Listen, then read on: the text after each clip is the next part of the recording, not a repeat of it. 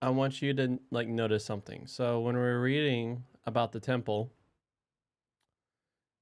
all right, and look, was 60 cubits long, 20 cubits wide, and 30 cubits high. Now let's look at Solomon's temple. So Solomon, he built his own house. So it's like a big palace. Now, all right, I want to pray. No, not this one. It's fine. Jesus, you're holy, amazing. Thank you that we can take this moment, see how you engage humanity, see how you engage the ancestors. So it reveals today how you operate. Thank you that you do not shy yourself away from things that makes us blush. But you see humanity and all our ugly practices, and you still step close and let the ugly do its worst to you. Thank you, King Jesus, that you saw my ugliness and you still step close to me. Thank you that your death and resurrection is a gift. It says you have a resurrected body, so I look forward to my resurrected body. And today we have moments of refreshment. We have moments of we can live as if the resurrection has already happened, where we share our resources. We lived like we already died. Amen.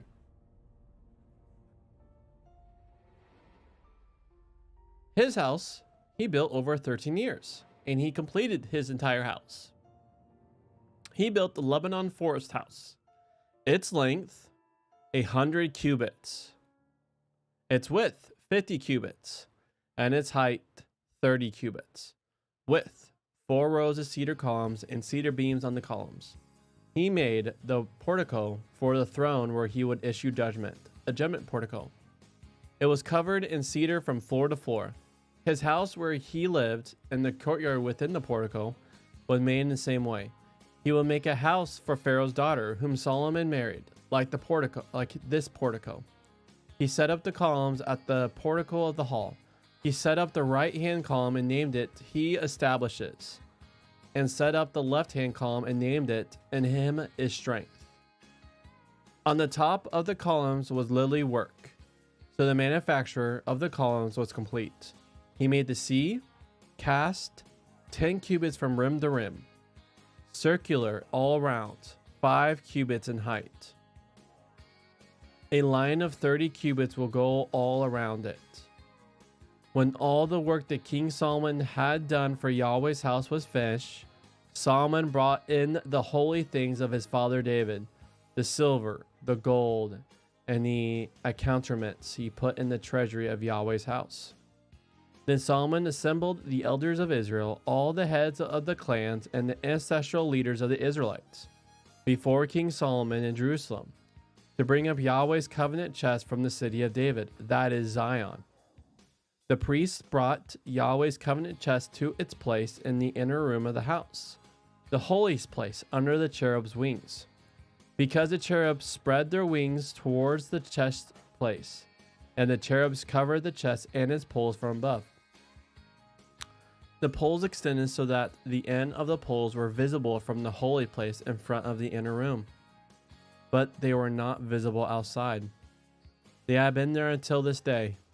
There was nothing inside the chest except the 2 stone tablets that Moses put there at Horeb when Yahweh sealed the covenant with the Israelites when they left Egypt.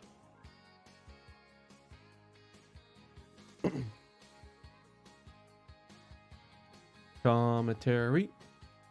Joe, who is remodeling my bathroom, has just arrived at our apartment. There was nothing really wrong with my bathroom that made it need remodeling, any more than there was anything wrong with the kitchen when he remodeled it in the fall. But then remodeling isn't usually based in need.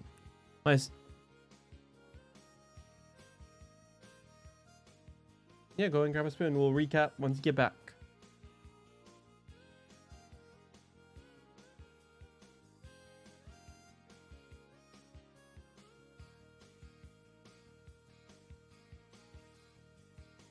Hey streamer, you stream pretty cool content. That's why I followed you and I want to be a fan.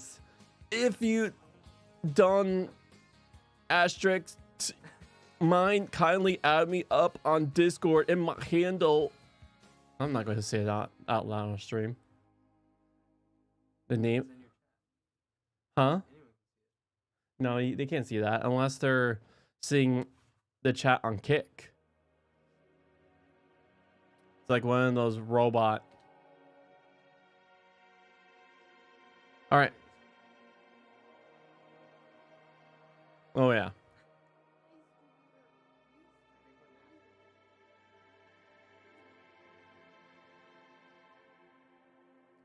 So, Char. So here we hear about, we hear about Solomon's work on his own building. What did you notice about his building? It was big, bigger than Yahweh's temple.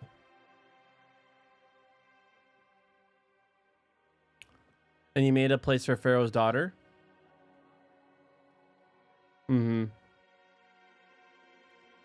And so then he did bring in all the holy things to the temple. And talk about the cherubs, which is a hearken to Eden, right? And that was over the covenant chest. And so here we're hearing about him remodeling, which generally speaking, I have family that is like, seem like they're always remodeling something on their house. It's usually remodeling is never based on need. It's based on preference. My son had looked a bit askance at the bathroom a couple years ago and rolled his eyes in the way children do at their parents and commented that really I need to do something about it to maintain the value of the property. I don't think he was simply concerned about its value to him and his brother after I die. I remembered how, as I grew up, I thought it a bit pathetic that my parents were still using the same dining furniture that they bought when they married. Now I'm doing the same thing. How do you decide what level of updating and comfort and luxury is appropriate when many people in the world don't have a bathroom at all? Similar questions arise at a less personal level.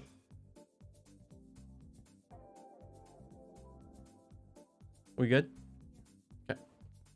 In the context of a huge state financial deficit, this week our governor has proposed a budget that cuts help to poor people and cuts expenditure on low-cost community health centers. How do we balance such needs with expenditures on prestige buildings or symbolic projects? Intriguingly interwoven with the story of the temple building is the brief account of Solomon spending 13 years building his house. 13 years!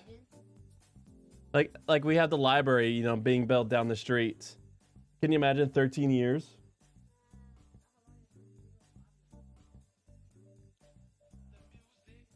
He spent 7 years building God's house. So 7 years building God's house, 13 years building his house. Is that a sign that God's house had priority? That he focused on the work and got it done? Or that he gave rather a lot of attention to his own house? Solomon's place is much bigger than God's.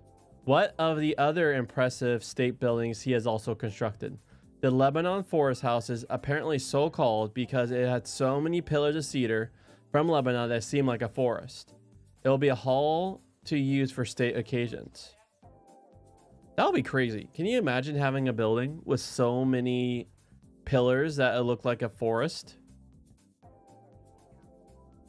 What of the house for his Egyptian wife?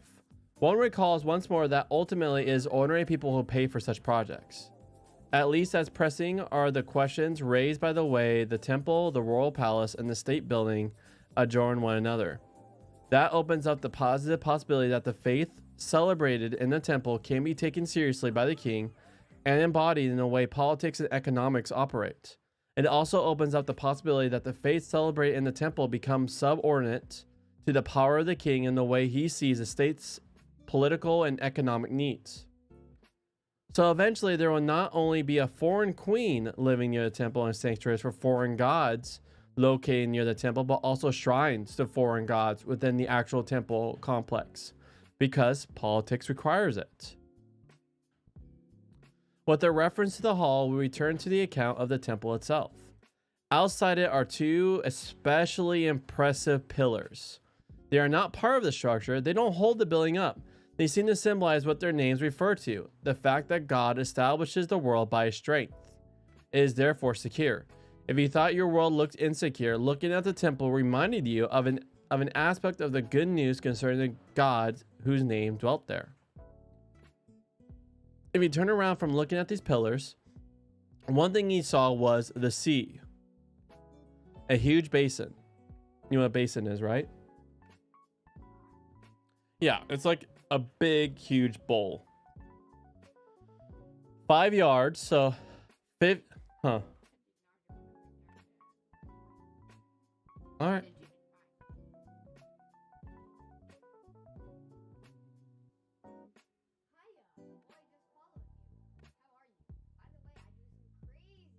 Crazy. If I can share with you just some suggestions about my work, add me here if I Discord username. Chusa! Add me on Discord. Just some suggestions about my work. Yeah, usually chat isn't distracting, but it can get very distracting pretty fast. All right, so you see the pillars. You guys remember what the pillars say? It's established by his strength, right? And so next thing you saw was the sea. Huge basin, big bowl, 5 yards or a meter in diameter. So a yard is 3 feet. So 5 yards is, or meters in diameter, 2.5 in height, 15 in circumference. Its impressiveness was enhanced by the fact that it stood on 12 bowls made of bronze. That will be a sight. So imagine 12 bowls, each holding a big bowl with lots of water. And like the bowls are made from bronze. Associated with it were 10 bronze water carts. Providing the water to fill the sea will be a huge logistical challenge. The temple is on top of a hill, and the water supply is near the bottom, so perhaps these fulfill a function in this connection. Alternatively, they may have been used to transport the water from the sea to points in the court where it was needed. From a practical point of view, presumably the point of the sea was to hold water for the many acts of cleansing that were required by the worship of the temple. Exodus 30 is specific that the equivalent of the sea in the wilderness dwelling was for the priest to cleanse their hands and feet in connection with fulfilling their priestly duty. But water will also be required for other washing rites in connection with sacrifices.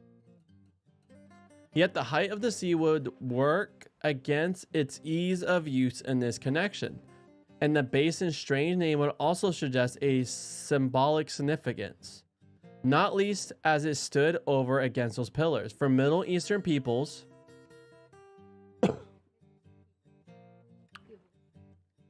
so, let's see if you guys remember. What did the sea represent?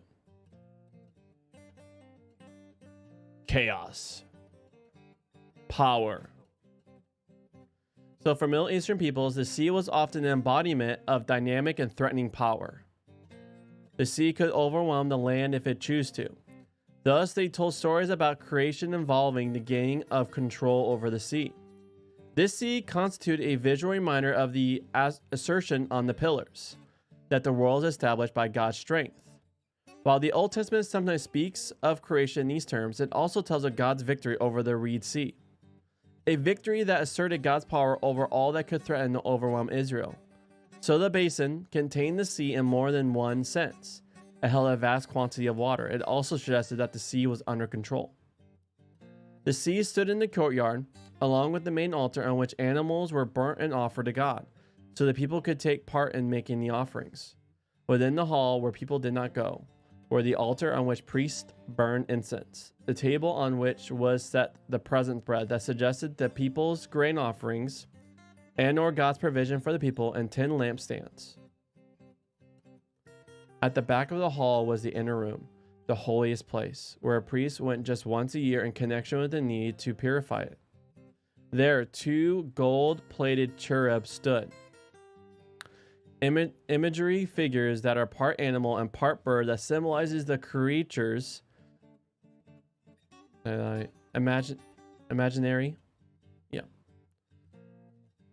Imaginary figures that are part animal and part bird that symbolize the creatures that transport God's throne through the heavens and to the earth, which literally Ezekiel. Remember Ezekiel's dream?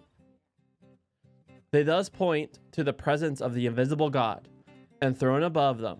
In turn, they stand over and protect the covenant chest, which becomes the only artifact within the inner room. Its presence there underlines questions about the relation between the covenant that goes back to Sinai and the way Israel has become a state like any other. Will the state be willing to shape its life by what the 2 stone tablets say, the 10 commandments? Answer, no, actually. So here they have all this work to symbolize Yahweh, but you see, even after all the work, their hearts are still hard.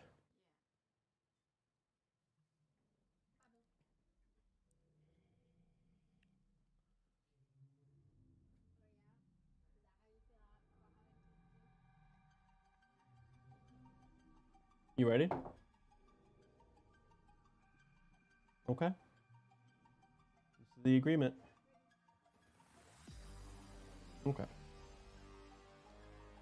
Will God really dwell on earth?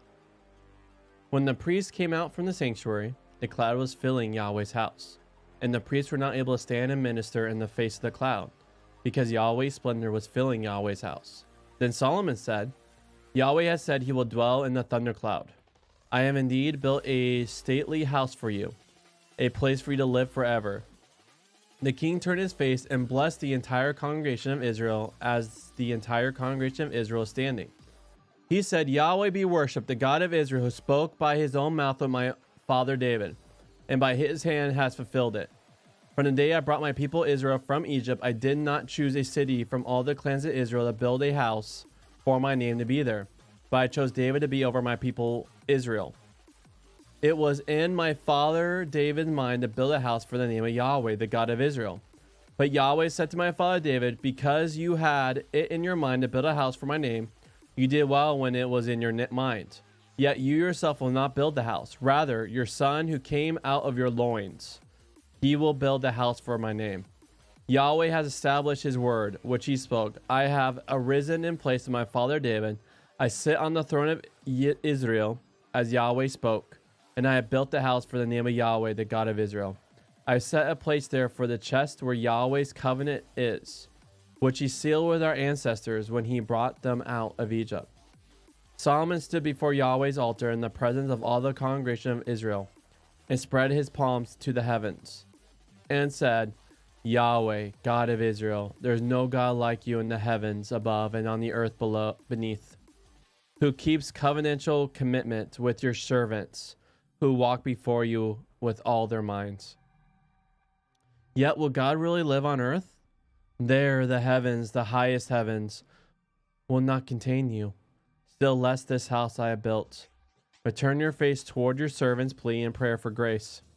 Yahweh my God, by listening to the cry and the plea that your servant is making before you today, so that your eyes are open towards this house night and day, toward the place of which you have said, my name will be there, so that you hear the plea that your servant makes towards this place. When you listen to the prayer for grace by your servant and your people Israel, which they make towards this place, and when you listen in the place where you sit in the heavens, listen and pardon. So now he's praying.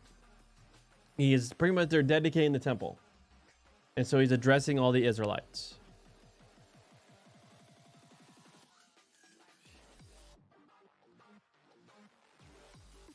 Commentary. An hour or two ago, I was sitting not on my desk, as I am now, but in my recliner chair, where I start off the day with my coffee, reading the Bible just for my own benefit and praying for people. And I sometimes picture God sitting on the sofa on the other side of the room. I do so this morning to remind myself that God was with me. The picturing is an exercise in the imagination, but the presence is a reality. Yesterday in church, as I sang hymn or said the creed or gave people bread and wine, I didn't feel I had to summon up that reality. It was built into what we were doing. Where 2 or 3 gather in my name, I am there among them, Jesus says in Matthew 18. While my coffee was brewing this morning, I mixed the dough for the bread I shall bake later. And God was there too, not least making the dough rise. I just checked it. I didn't think about God's presence then, but it was nonetheless a reality. Here at my desk, God had better be present too, or this writing won't make much use to you. And obviously, I think about God, though in a more third-person way than when I was in my recliner. I don't talk to God very often except for saying thank you when something nice happens. In other words, what it means for God to be present with us can vary a lot. First, it varies on God's side. There is a big difference between God's being present with people when they are sick to comfort them and God's making them better. It also varies on our side. We have to distinguish our subjective sense of God's presence and the objective reality of God's presence. We're inclined to talk as if God's presence simply means our sense of God's presence. Actually, God's presence may be real when we don't feel it, and we may feel that God is present when actually God has not shown up or has departed. Psalmist's prayer deals with some of the mystery and the paradox involved in thinking about God's presence with us. It starts from something that is presented as objective reality. A cloud filled the house. A cloud is a common symbol of God's presence. It's a useful symbol because it is both a sign of God's being present within or above or behind the cloud, but also a practical means of protecting people from the overwhelming, blinding, electrifying effect of being in God's presence. In Los Angeles, we have smog that similarly protects us and makes it possible to look at the sun as it goes down. The words for cloud and thundercloud are ones that can be used for ordinary clouds, but they more often refer to this kind of cloud that both signifies and conceals God's presence. Hebrew has other words that it uses more frequently for ordinary cloud. Exodus and Deuteronomy talks about a column of cloud accompanying the people on their journey from Egypt, about God being in the cloud or thundercloud. That is an even more impressive thick cloud. At Sinai and speaking to the people from there, then about a cloud covering the dwelling that God commissioned the Israelites to make for God. That same cloud and thundercloud is present in the temple in such a way as to signify that God's presence continues to accompany the people. I don't know how literally the story means us to take this picture. Perhaps we are to picture the priests withdrawing from the temple because they knew God was coming there.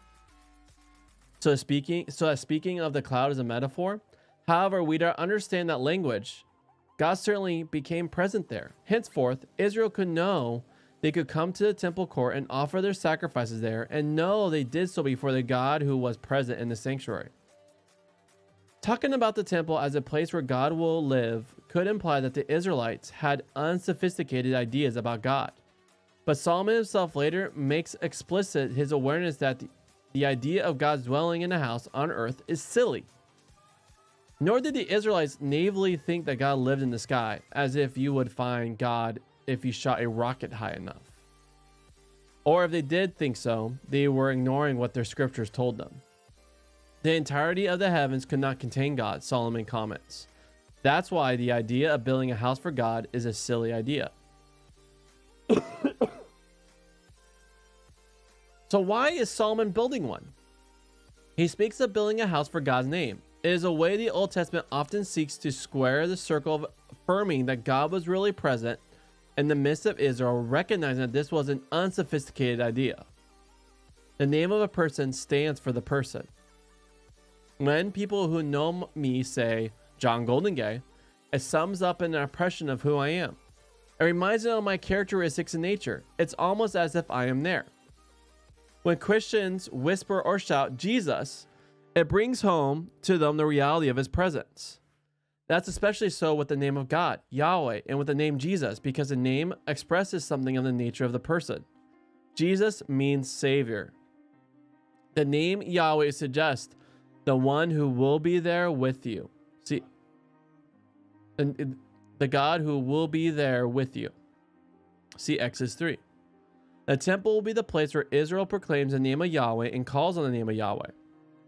Israel know that the proclaiming of this name signifies that in whatever sense the great God of the heavens and the earth can be in a humanly constructed building, that great God is indeed there, receives people's praise and offerings there, and hears in response to their prayers there. It remains an idea that raises questions. In his act of praise, Solomon notes that after bringing the Israelites out of Egypt, God never chose a city where Israel could build.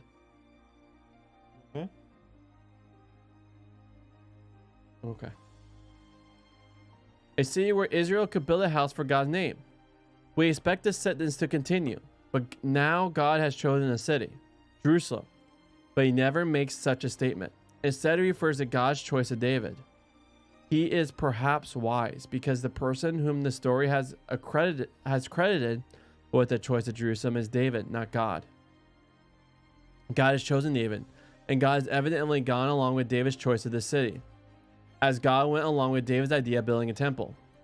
The city thus became God's choice, and subsequently parts of Israel's story will refer to Jerusalem as the city God chose. But Solomon's own words incidentally preserve the ambiguity of the entire temple building project. God did not originally choose either the city or the temple.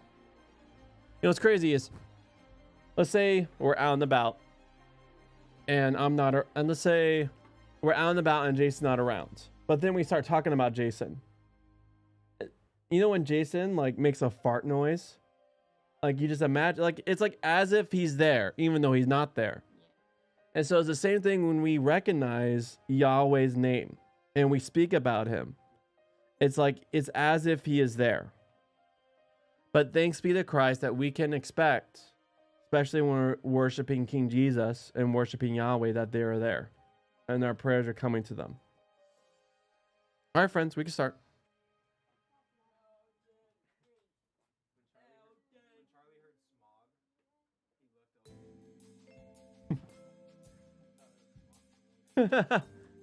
Greetings. I have been impressed by your streaming content and I've chosen to follow you. I would like to establish a friendship and become a fan if you are amenable. Please feel free to contact me via Discord. My Discord username is... This is different. Actually, it's a new one. Yep. I do have a Merla official. That actually looks like an actual person, not a robot. What's up, Merla?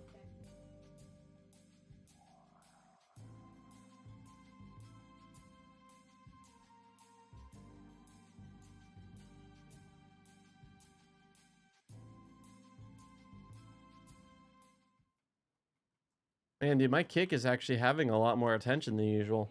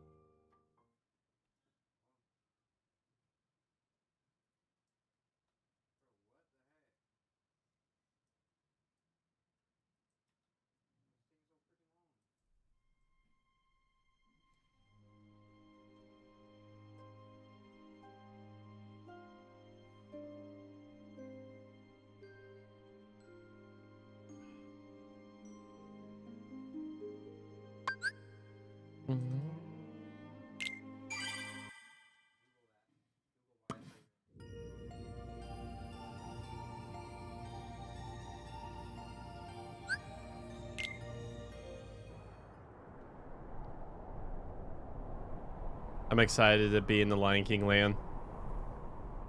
This is going great.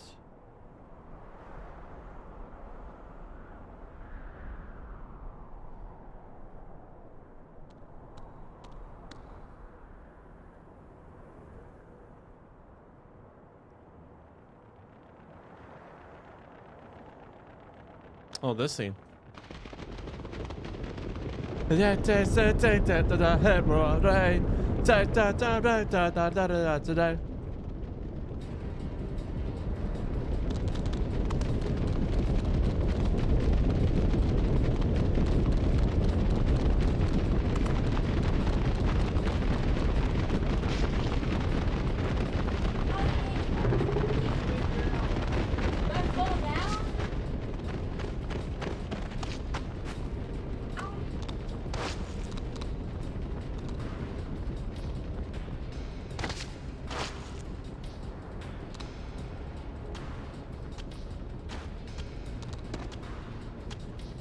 I really wish it did the original soundtrack, ba da da da da da, like from the movie.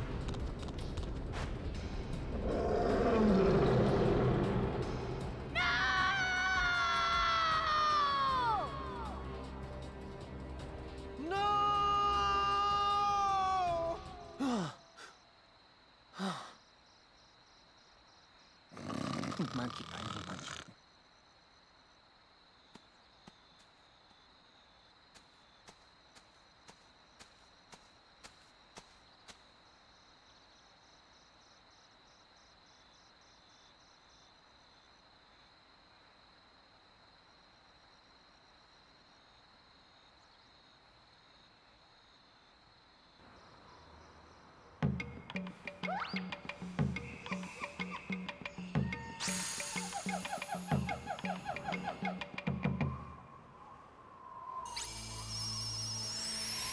Hey, check us out.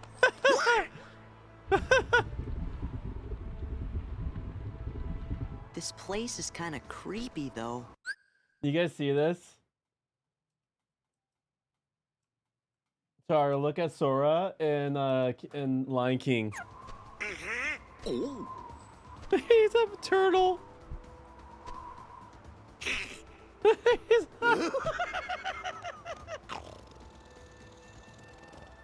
Heartless?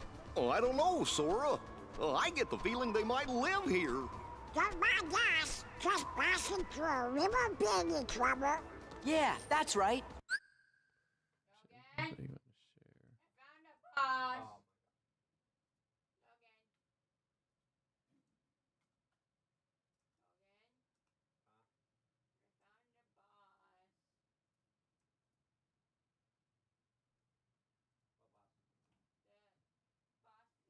Don't be silly. We love you to stick around for lunch. We didn't bring anything to eat. That's not gonna be a problem. Gosh, Sora. I think we're the lunch.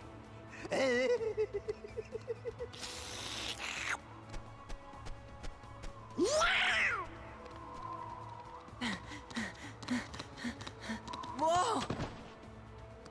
Going somewhere?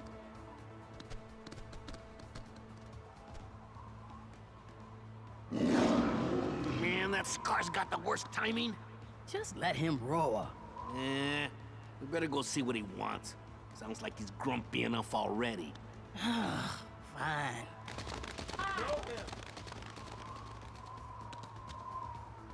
I don't know what that was about, but I'm glad it's over.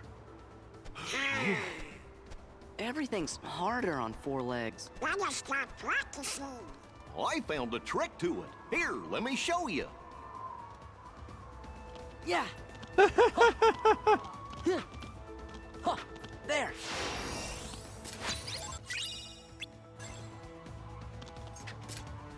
I love this.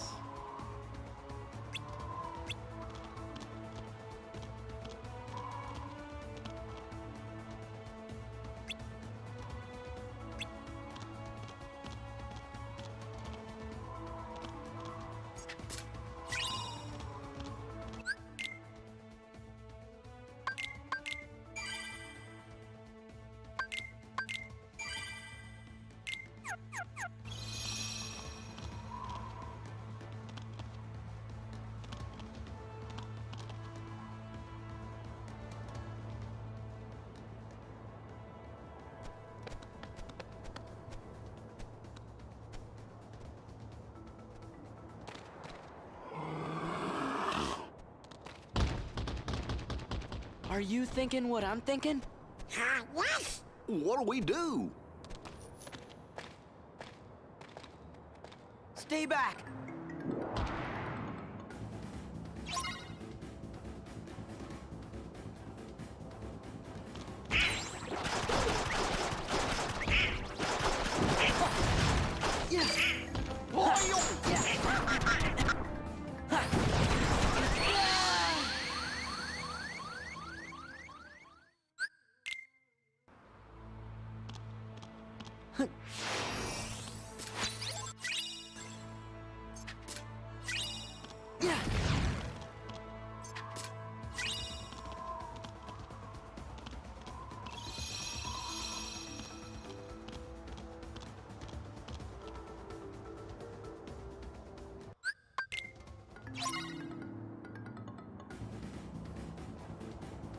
Yeah. Ha. Yeah. Ha.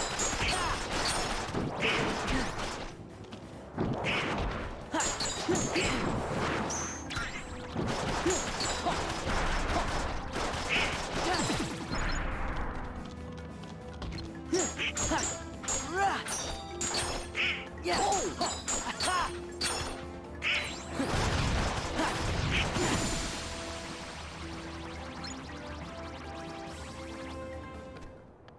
Definitely heartless. Thank you. You really saved me. We're just glad you're okay. Did you see any other heartless around here? Heartless? Is that what they're called? I'm not sure if there are any others. I don't usually hunt outside the Pride Lands. Pride Lands? Hey, do you know if a guy named Riku is there? Or some bad guys in black hoods? Or maybe this really big bully named Pete? Oh well, we might as well go take a look anyway. Wait, the Pride Lands are dangerous. Scar and the hyenas have made things unbearable for everyone. There's no food left. They've driven off the prey. We're about to starve. We can handle a little danger. You just saw us beat those Heartless, didn't you? I guess you're right. You could be just what the kingdom needs. Maybe you can help us. You mean take on this Scar guy and all those hyenas? Star? He took over when our last king, Mufasa, died. So you're saying this guy's your king? You want us to take down your king? Wait just a minute. We can't just go around knocking kings off their thrones. Then again, if they see that I'm stronger than their king, maybe they'll ask me to be their next king. Sora. I'd have to refuse, of course. Still, I'd like to see the Pride Lands, so you guys don't mind lending them a paw, do you? Uh-oh, there it goes again. She's gonna go on ahead and tell the other lionesses. We're supposed to meet her at a place called Pride Rock.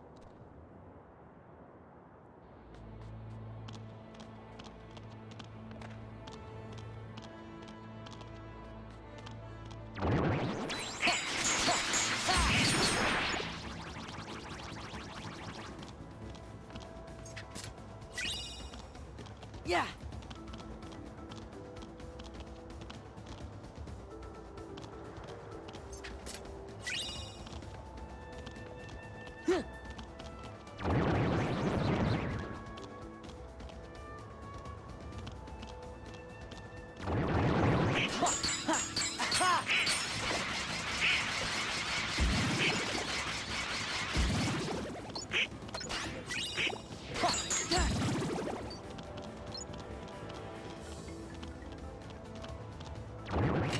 Yeah!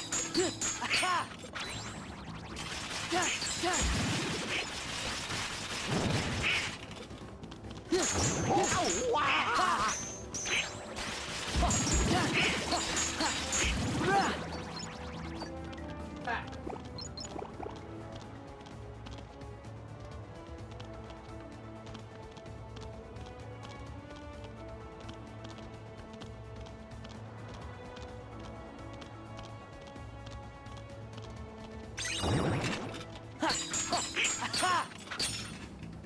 Yeah!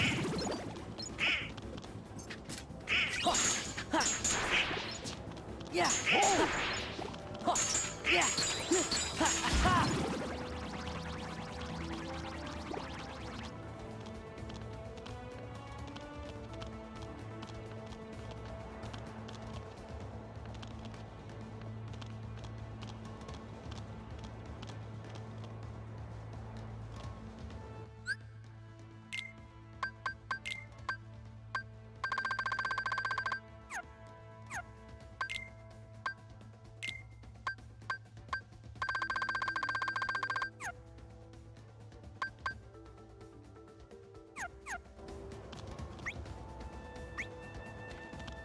Hey!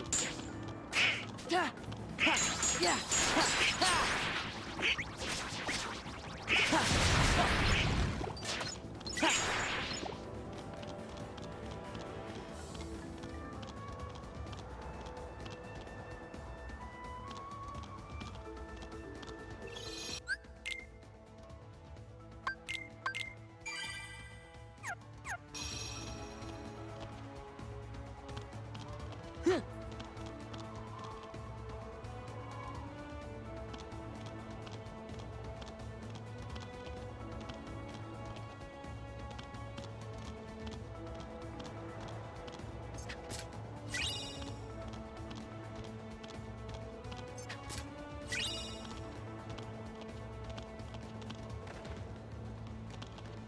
What?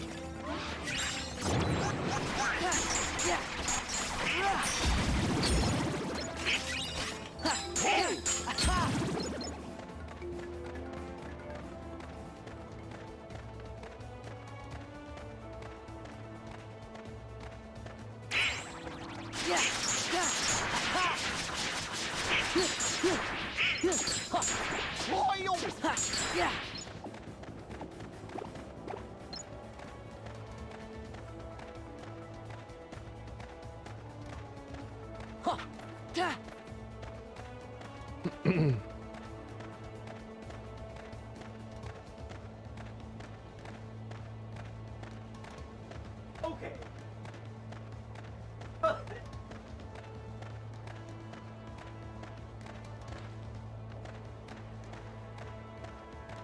Yeah.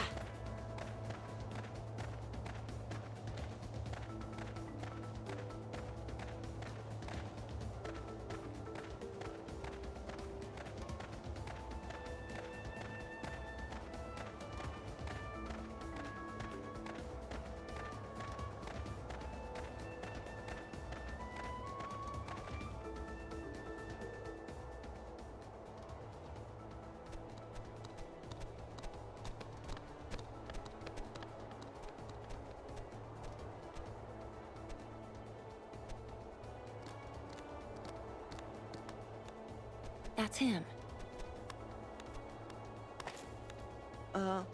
What?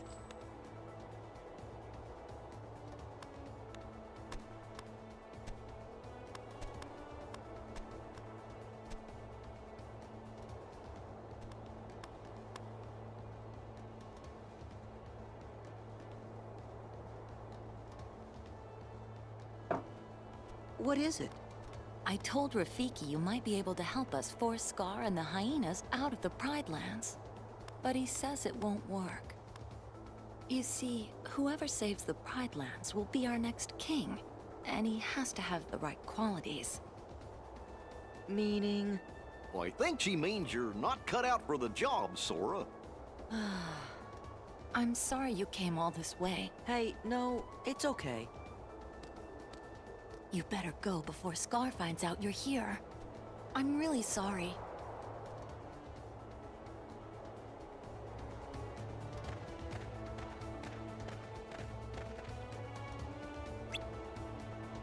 I hate. Yeah.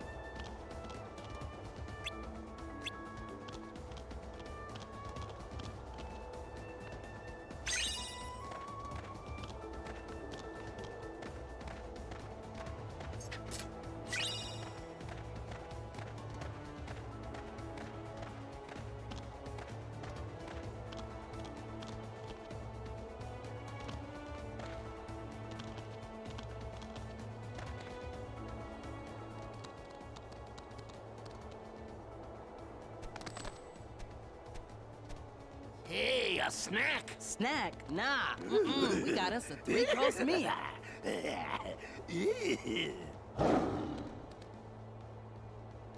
Look at that, here comes Scar, the king. And Pete.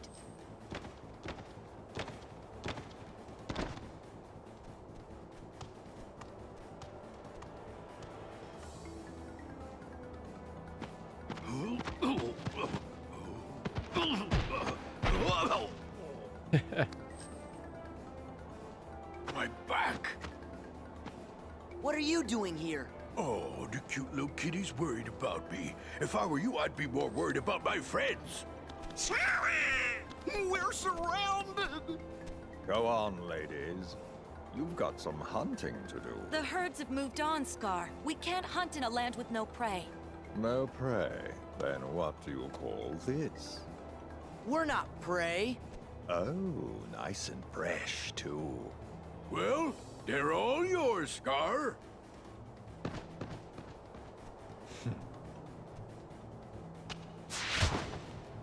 Oh, Run!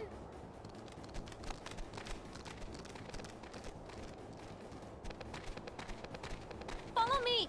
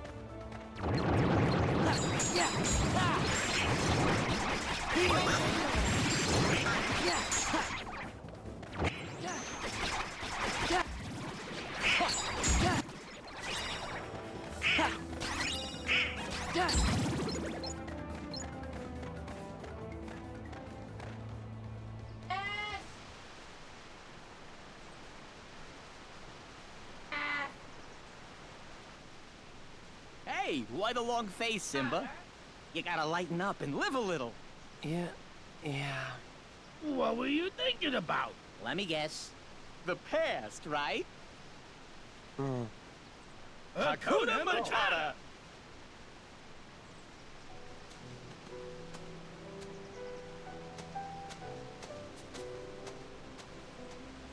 Would you look how he's...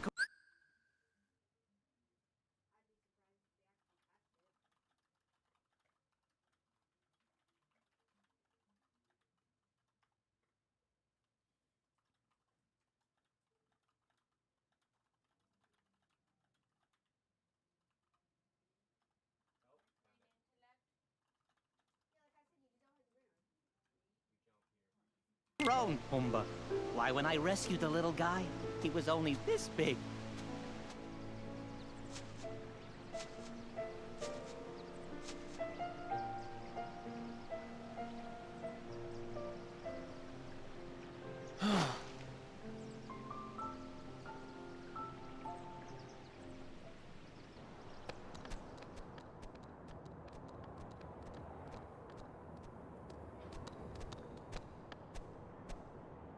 Whoa.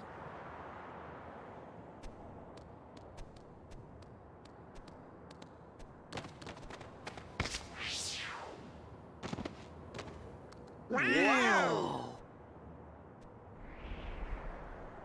What's wrong? We're never gonna make it. I guess Rafiki was right. What? Never mind, it's not important. Here, I'll show you how. You can do it.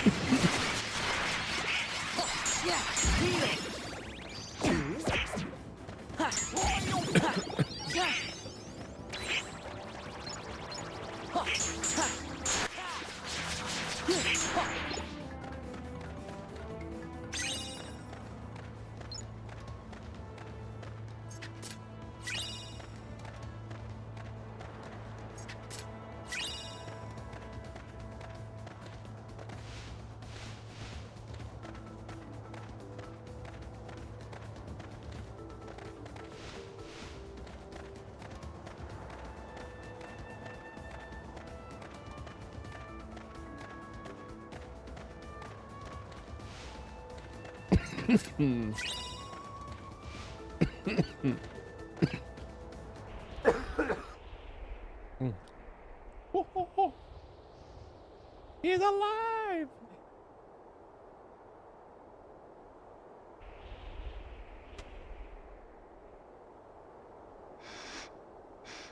Get some water. Coughing up a storm.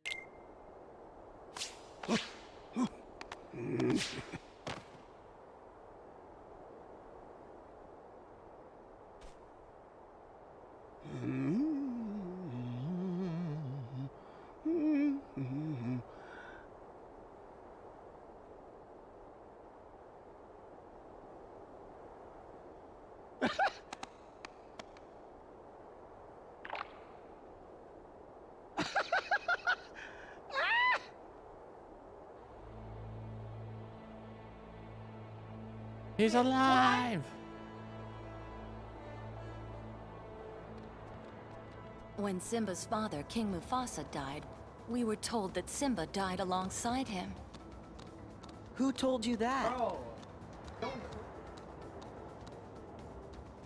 Scar.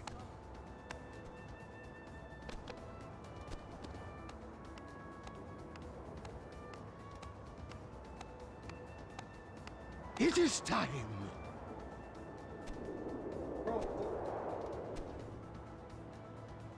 It must be Simba! Sora, hurry! Wait up!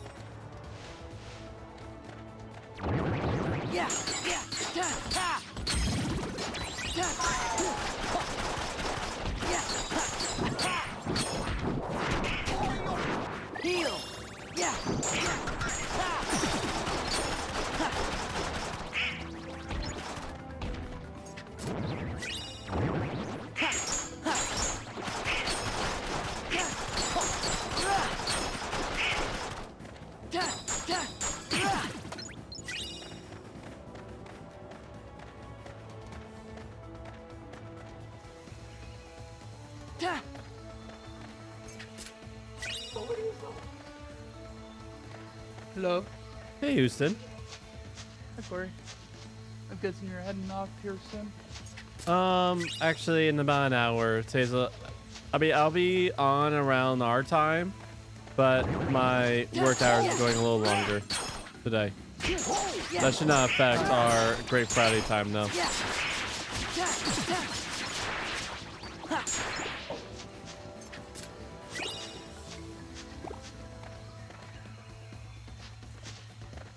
How are you? I'm doing well. Nice. What have you been up to? Not too much, honestly. Just playing some Deep Rock Galactic Survivor a bit. How is it so far? I like it. It's pretty difficult though. Maybe that's just me being bad at it. But it definitely feels difficult. Logan says hi. Hi, Logan. Muted yourself, I see. Yeah.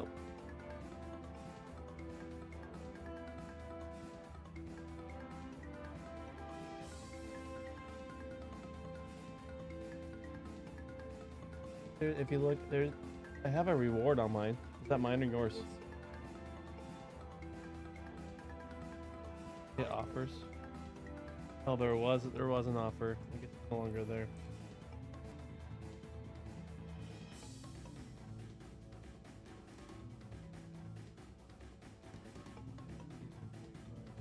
Points.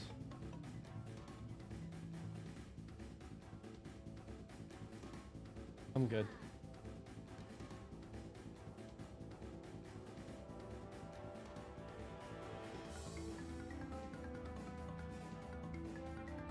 Huh?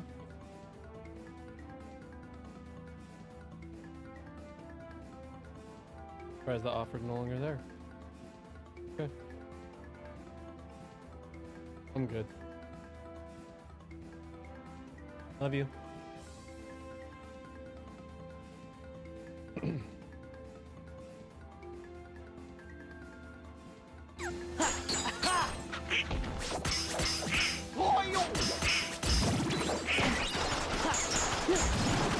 Yeah, yeah.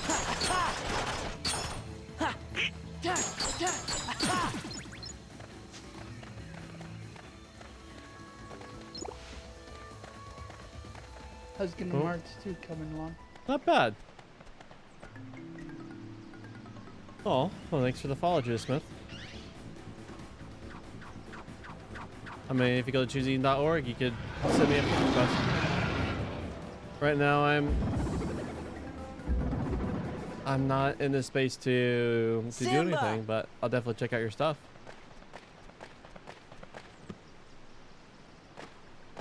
It's me, Sora. Donald and Goofy are here too.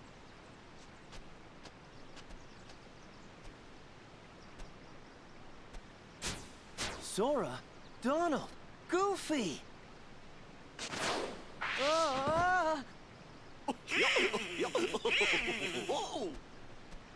What happened to you? Help, Simba! Help! She's gonna eat us! Timon! Pumbaa! She's gonna Something must eat have us. happened in the jungle. I have to go help my friends. Okay, we'll back you up. Did you ever get that dodge roll thing, by the way? Ever get what? The dodge roll thing? I mean, they kind of give me something kind of like a dodge roll where right now I'm playing Simba, so Yeah. it's a little different. Yeah. But it's kind of like, yeah, I hold X and it acts like a dodge roll. You know, it's not even... I mean, well, I meant like in your normal, instead of the Lion King specific one. No, I have a... It's not Lion King Pacific. It's not Valor form, it's like the throwback form one. Mm-hmm. Have you been leveling up your forms, by the way? Yeah, been trying to.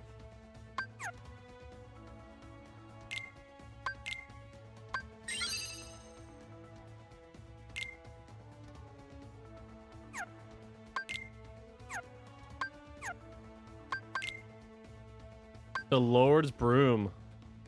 All hail the Lord's Broom. What a fun name.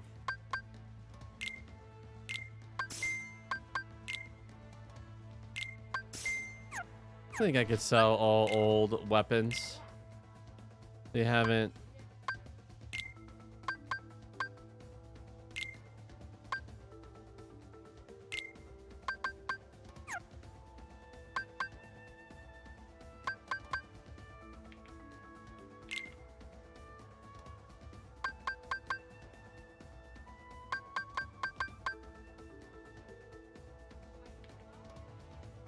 You know what?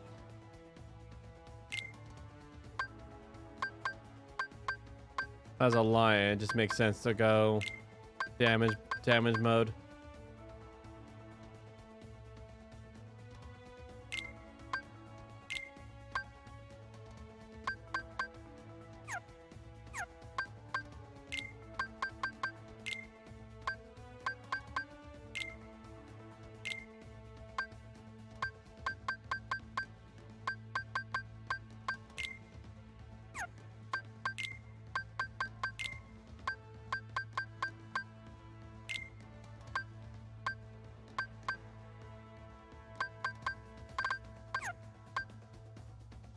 All right, Donald. The Lord's Broom. I just like saying that out loud. The Lord's Broom. Not any broom, it's the Lord's broom.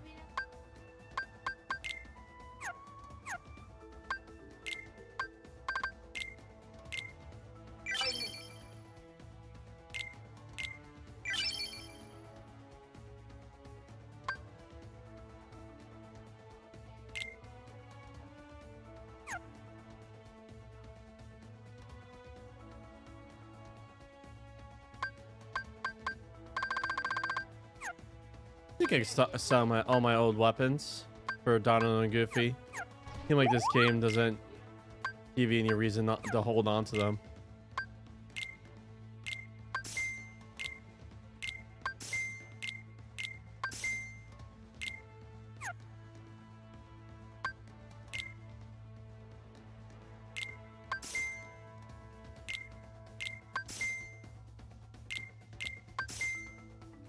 I do think, if I remember correctly, some items will have effects that are only listed in the description, but not actual stat-wise.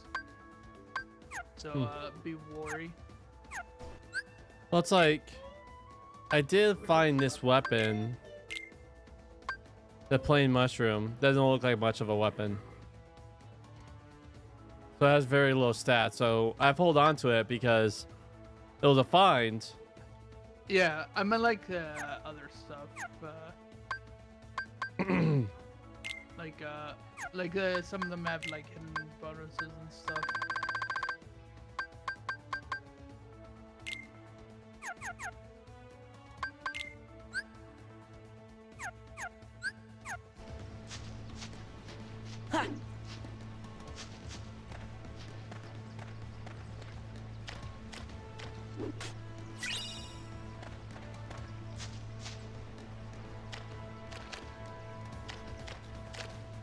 Oh.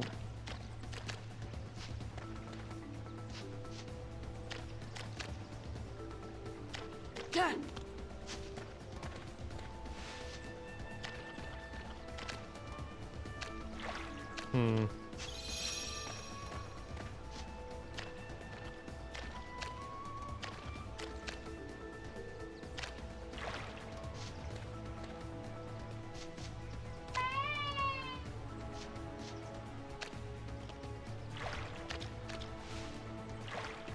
Oh.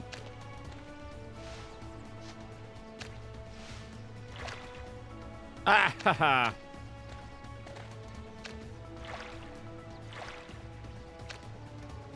Come on. Ah, so close.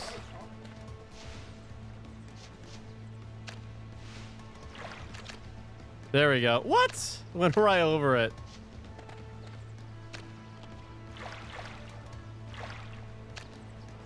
Ah.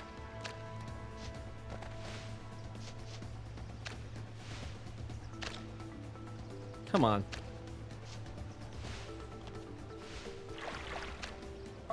There we go.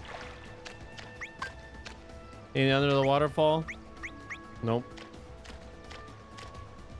RPG rule number 1. Always check under the waterfalls.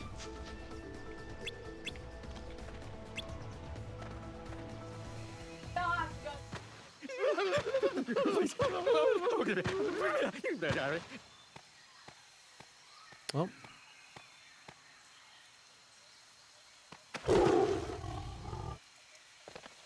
Simba, wait! It's Nala! Don't you recognize her?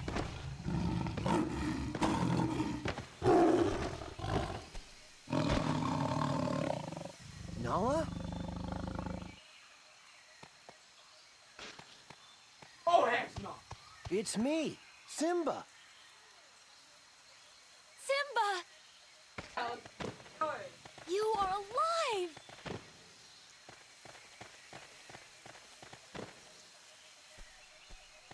Hey, what's going on here? I said, what's going on here?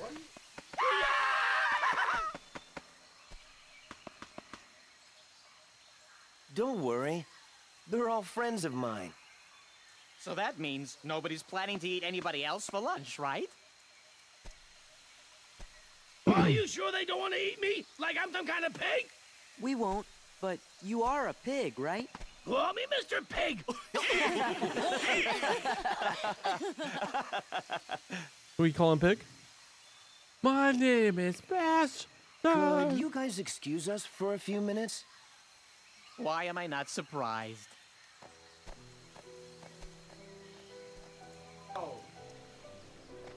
Simba, you've got to come back to Pride Rock. I thought Sora might be able to help, but you're the only one who can save us from Scar. I can't go back. Why? Hakuna Matata.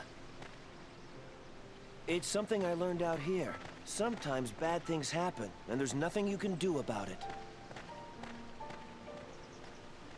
Simba?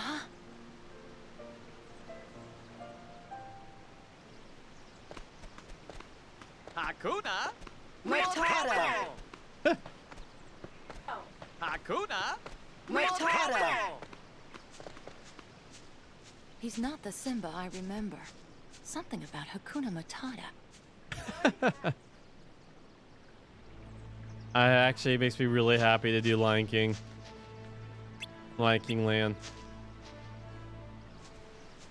Some beautiful corpus energy that I'm vibing right now.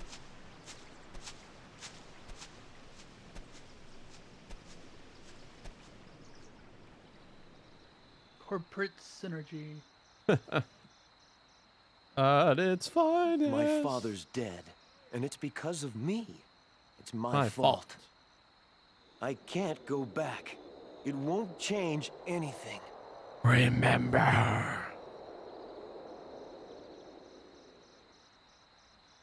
Look at the stars.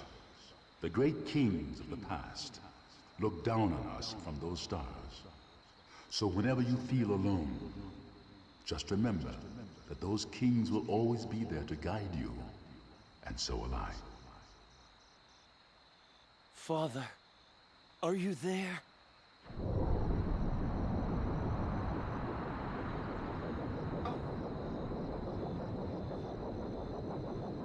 Simba, you have forgotten who you are. You must First thought it was take going to be your a place heartless in the Mufasa. circle of life. How can I go back? I'm not who I used to be. Remember who you are.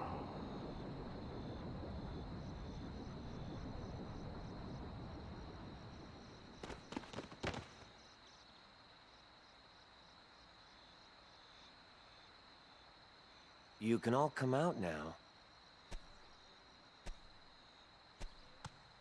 I'm going back to face my past. I could use your help. He really is a king. I mean, just look up chooseian.org and you'll find my Discord there.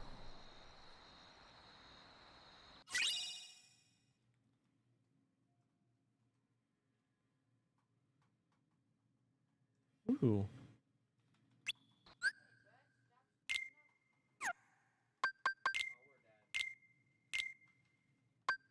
Ooh.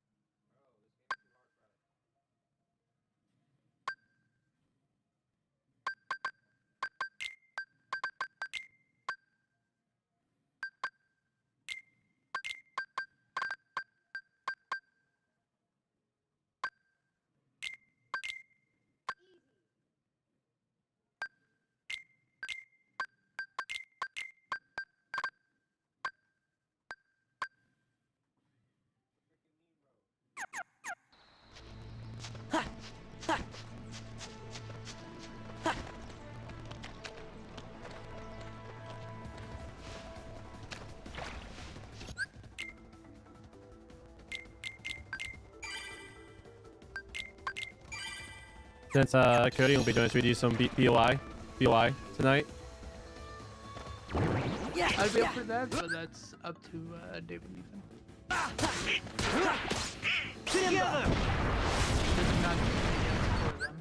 Huh? I'm not gonna say yes for them. Yeah. True. How do you feel about that though? I'm amicable to it.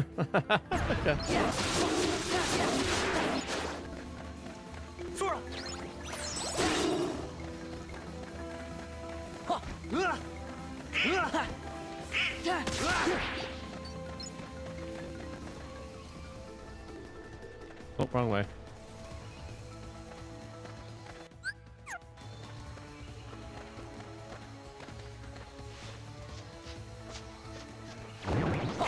Yeah. Together.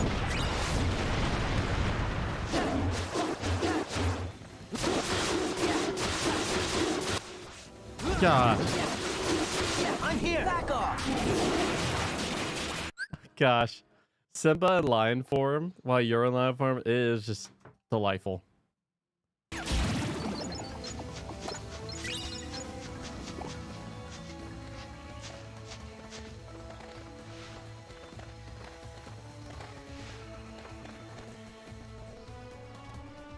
Oh my gosh, I keep going the wrong way. I keep getting turned around. Oops.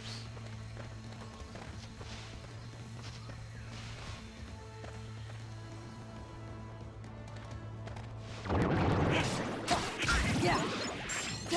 Yeah.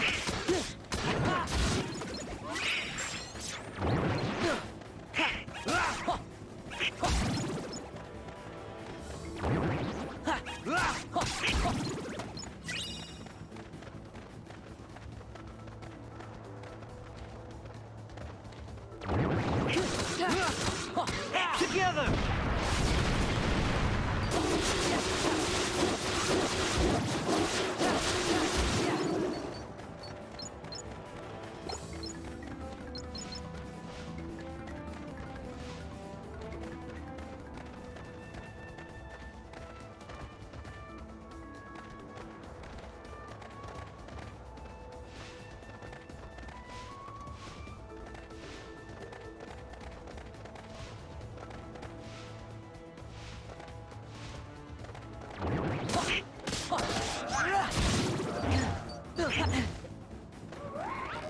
Can't do this. Together.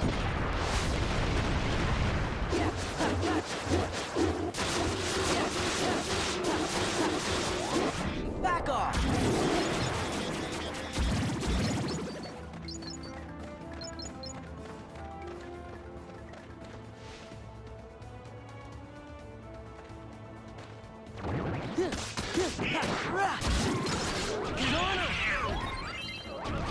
Yeah.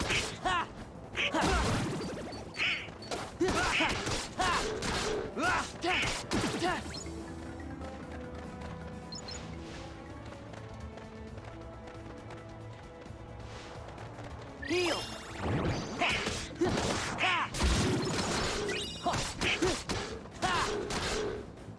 Yeah.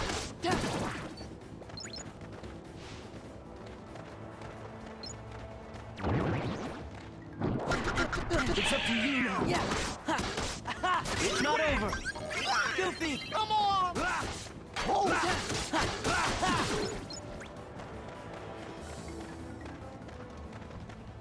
Heal.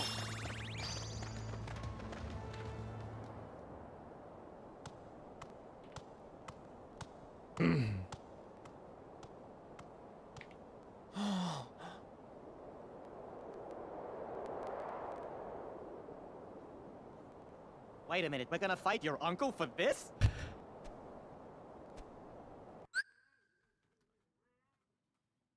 Water, water. Water, water, water. I'm saying water, water, water. Don't forget to hydrate.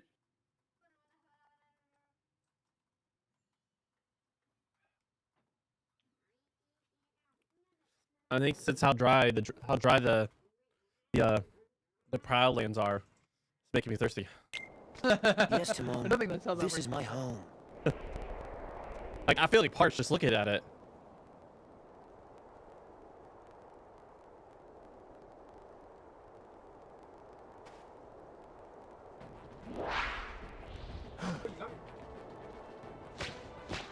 Simba, you're alive. This kingdom doesn't belong to you. Simba's the rightful king.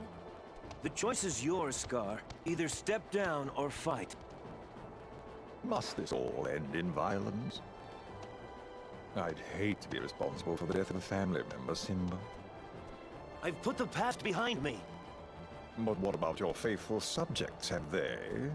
Simba, what's he talking about? Go on. Tell them who's responsible for Mufasa's death. I am. He admits it, murderer. If it weren't for you, Mufasa would still be alive. Do you deny it? No, but it was an accident. You're in trouble again. But this time, Daddy isn't here to save you. And now everyone knows why. Now, this looks familiar. I think I've seen this before. Oh, yes. I remember. This is just the way your father looked before he died. Here's my little secret. I killed Mufasa.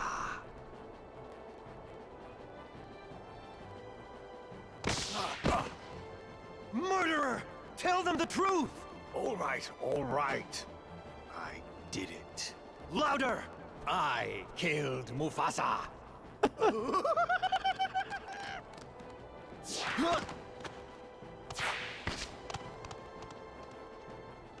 Simba, you get Scar. We'll handle these guys.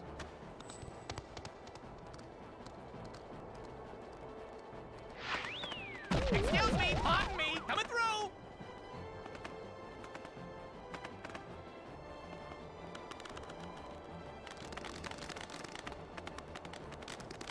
Who you calling a pig? They call me Mr. Pig.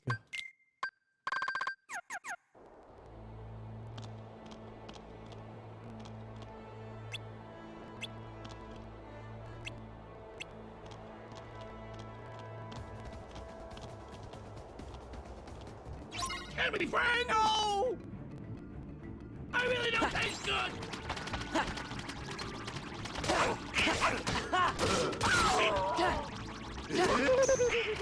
I'm sure you don't want to mess with us. So you think you're tough? I'm sure you don't want to mess with us. So you think you're tough? I'm sure you don't want to mess with us. Heal.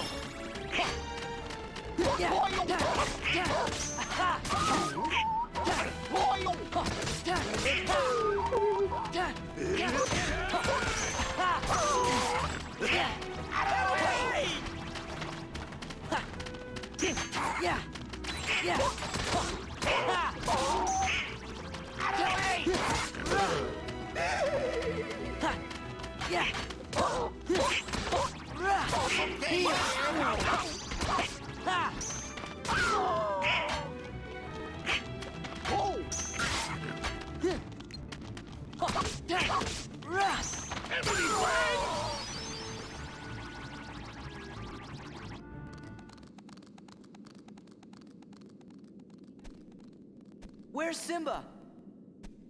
He went up there.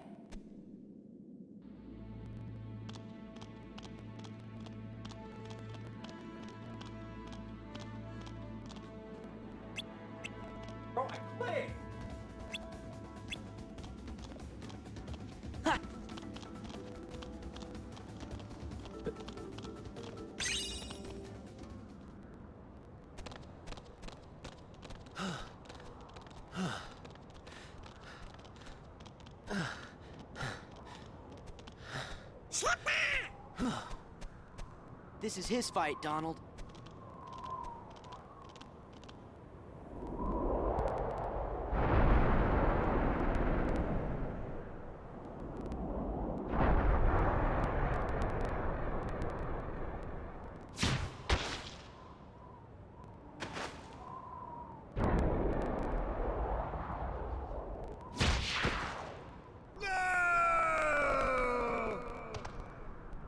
You're okay. Oh, that was just a sneak preview. 'Cause this ain't over. Oh, not by a long shot. Oh, that... We got a heartless Scar? Anger and jealousy turned the king of Pride Rock into a heartless. Oh, your kingdom's gonna rise again. But this time as the Pride Lands of Darkness. That's what you think.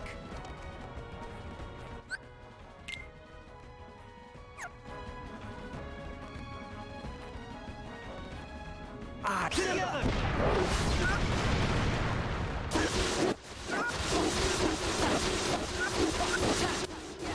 Back off!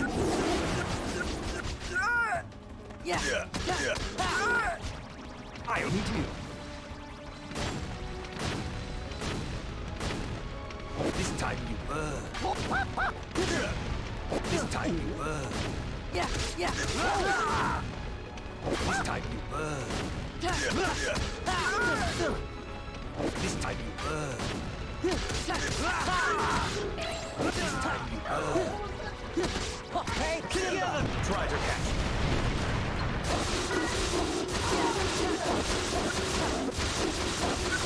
Back off! Bow to me. My anger has grown for far too long.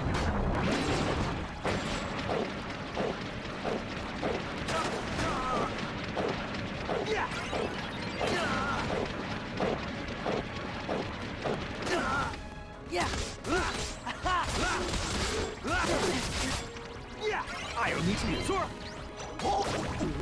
This time together.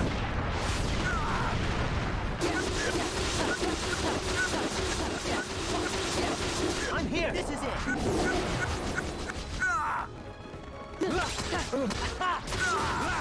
This time, my anger has grown for far too long.